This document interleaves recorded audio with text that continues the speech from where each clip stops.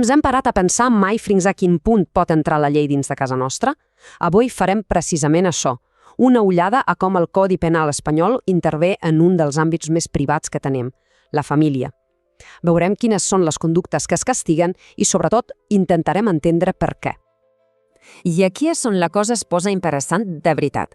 Perquè, a veure, com pot ser que el dret penal que normalment s'ocupa de delictes públics acabi entrant fins a la cuina de casa? Sembla una contradicció, oi? Doncs aquesta és la pregunta clau que ens guiarà avui, mentre explorem aquest equilibri tan delicat entre la privacitat de la família i la necessitat de fer justícia. Molt bé. Per entendre tot això, el primer que hem de fer és mirar les regles del joc, per dir-ho d'alguna manera. La llei no només reacciona quan ja hi ha un problema, sinó que estableix les bases des del principi, definint què considera que és una família i per què mereix ser protegida. I atenció, perquè no estem parlant de 4 lleis escampades per aquí i per allà. No.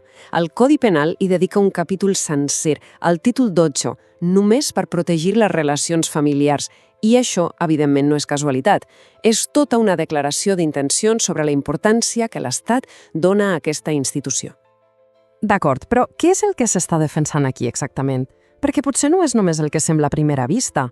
No es tracta només de protegir les persones individualment, sinó un concepte molt més ampli, de vegades una mica més abstracte. Aquí és on entra en joc un concepte que és fonamental, el bé jurídic protegit. Sona una mica tècnic, oi? Però bàsicament és el per què de la llei. En aquests delictes no només es castiga el dany que es fa a una persona, sinó que es castiga l'atac a l'ordre social, un ordre que, segons la llei, depèn d'una estructura familiar estable. Mireu, una bona manera d'entendre-ho és imaginar-se la societat com un edifici. Doncs bé, la llei veu la família com un dels pilars principals que aguanten tota l'estructura. Si un d'aquests pilars comença a trontollar, tot l'edifici es pot ressentir. Per això, la protecció va molt més enllà dels seus membres. Perfecte. Anem a veure com aterra tot això a la pràctica. I un dels exemples més clars de la intervenció directa de l'Estat és a la mateixa porta d'entrada de la família legal, el matrimoni. Aquí tenim 2 escenaris ben diferents. Per una banda, la bigàmia. Et cases quan ja estàs casat. Clar i català. Per l'altra, el matrimoni invàlid, que és quan hi ha mala fe, quan es fa amb la intenció clara de perjudicar l'altra persona. I fixeu-vos en les penes, que això és interessant. El segon cas es pot castigar més durament. Per què? Doncs perquè la llei hi veu un engany deliberat. Però, i aquí ve el gir de guió. La relació entre la llei i la família no sempre és d'intervenir. De vegades, i això sorprèn bastant, la llei fa exactament el contrari. Fa un pas enrere i decideix no ficar-s'hi. Com pot ser? Doncs la resposta la tenim a l'article 268 del Codi Penal. I és sorprenentment directa. Diu textualment que estan exempts de responsabilitat criminal els familiars més directes. Què vol dir això a la pràctica? Doncs que, en certs conflictes, la llei prefereix mirar cap a una altra banda.